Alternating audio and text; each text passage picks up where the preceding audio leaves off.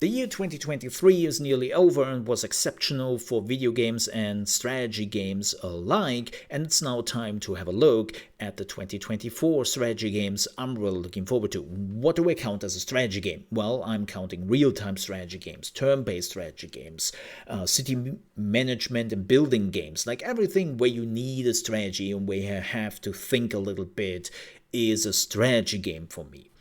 And also, I will only talk about games where we are to 90% sure that those games are coming out in 2024 and where we actually know something about the game. No, I will not talk about the new Tropico. No, I will not talk about the new Civilization because we know absolutely nothing about those games besides of, yeah, they're in development. We don't know the date and we know no gameplay. So with that said, let's talk about the strategy games I'm looking forward to. And the first one is Tempest Rising or Command & Conquer. No, seriously, this game is Command & Conquer. You can literally choose 3 factions, and one of them is the Global Defense Force. Nearly made a mistake there.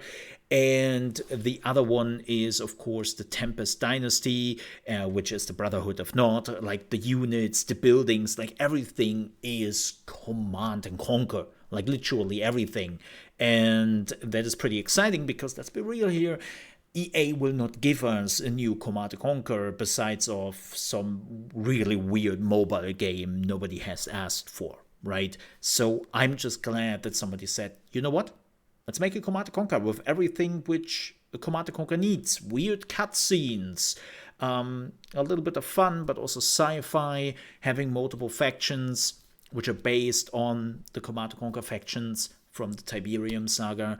And that's really what I want, right? Like, they even have like a Hand of Nod in the game. It's not called the Hand of Nod, but it looks pretty much like the Hand of Nod. It's hilarious.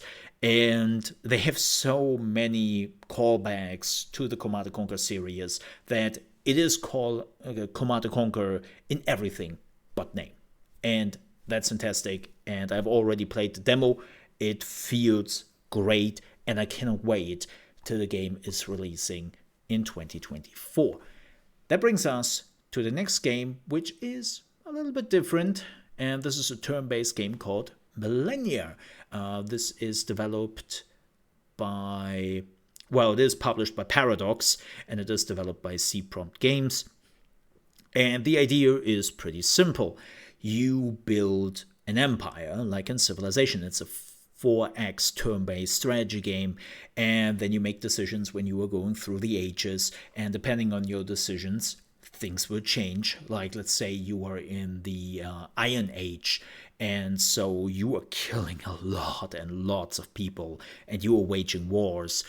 Your next age might be the Age of Blood, right? Which is something different than the normal order when it comes to going through the ages, which could be really interesting. But the second part, which definitely makes this game different, is that they also just took the Anno series and used the economy system from Anno and put it into Civilization. How does that work? Well, it's actually pretty simple, right? You are building a new city, and the people who are living in that city are just happy that they have some water, some food, and a roof over their head, and they are good with that. But the more the city grows, the longer you are going into the different ages, they want more. They want different food. They want luxury items. They want furniture. They at some point want probably TVs, radios, and smartphones, right? And so you have to produce more and more items to appease the city or the people in your city. And you have to also you have to conquer the world, right? Or you have to go around and talk to other people and be like, hey, can we do some trading here? Because I need resources. And you really have to manage that as well. So I'm definitely looking forward to Millennia because the city or the Civilization series needs competition. It needs some games which are similar, but also try something different. And Millennia seems to be doing exactly that. Now, let's go into space and let's talk about Homeworld 3. My gosh, I am so looking forward to this. I know they have been postponing this game for quite some time, but finally the game is apparently coming out on March 8, 2024. And I remember playing the Homeworld series back in the day where I didn't even have the minimum requirements for this game. Was like playing it at 15 FPS. But what I always loved was watching the fights happening. I know, like, there are some real-time strategy fans who love action, clicks per minute, having micromanagement over your armies where you have to click every single unit quickly to activate their special ability at the right time. And I'm not really a fan of that. It's too much for me. And so Homeworld was always this game where you could just watch things happen. You can actually watch this whole battle playing out in front of you, and you know that you have already done most of the preparations for this battle, and you're now just here to watch. Yes, that doesn't mean that you shouldn't just do nothing. You can definitely give commands with bigger ships. You can draw the fire on you, or with your smaller, faster ships, you can try to circumvent the enemy because you were in a 3D environment, right? And so you have to manage that a little bit. But it's not this clicks per minute and every unit has like an ability you have to activate at the right time, and like the micromanagement is not there. And I'm just so hyped to finally get a Homeworld after so many years. Speaking of something different, let's go back into the past and let's talk about the Fae Frontier. This is created by Crate Entertainment. Yes, the creators of Grim Dawn. This game has been in early access for 1.5 years now. It got massive amount of updates. I have already played the early access version, I think on the date when it came out, so I didn't saw all the updates. But it was already fun. You were starting out with a super small village where people are trying to survive and just getting through the next winter. And then later on, you really transform it into a big city, but there are also bandits and other things which can attack your city, so you have to defend yourself there. And there are so many things you have to look out for. So if you like games like Anno on a smaller scale, then the farthest frontier is definitely the furthest frontier. You should definitely keep an eye out for it. As I said, the early access version has been out for a while. And no, it's not banished for everyone who is asking. It's not like that your people are on the brink of annihilation all the time, or they are always on the brink of just running out of food or anything like that. There are definitely some moments where it gets a little bit close, especially at the beginning.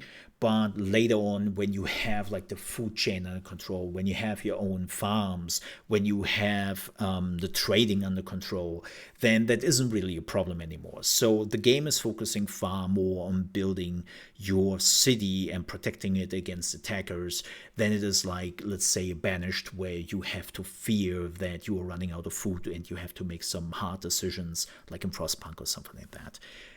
And that brings us to game number 5. And we are staying in the medieval ages, and this time it is Manor Lords. Manor Lords is at least coming into early access on the 26th of April, and we might actually see a release by the end of the year, depending on how long early access is running. But the game is coming out in early access, so you will be able to play it.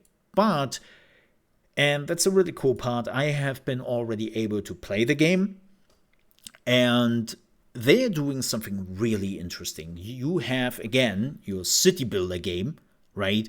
Like you're building up your small little medieval village, and then it's growing and growing and growing, but you are not alone. You are in a country where there are multiple lords who are all not really happy with you being there, and then you have to play diplomacy. And if that fails, there are wars. You have to build up your armies.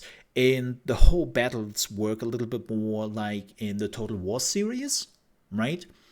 And I love that. The whole idea of, yeah, you're building up your city, but you also have to prepare for war. And at the beginning, you just have some like militias trying to defend your little village. And then later on, you have actual standing armies who will fight for big territories on the world map. And it just looks fantastic. It feels fantastic. It's a bit slow at the beginning when I played it, but I don't really see that as a big problem, because you also have to learn a lot. But I highly recommend Manor Lords, and I would definitely do more on it when it comes out in early access. With that said, we're at the end of the video. Thank you so much for watching. I hope you enjoyed it. If you did, please don't forget to leave a like. And also, if you want to see more strategy games in general, I would appreciate if you might subscribe to the channel. Till then, stay safe. Bye-bye.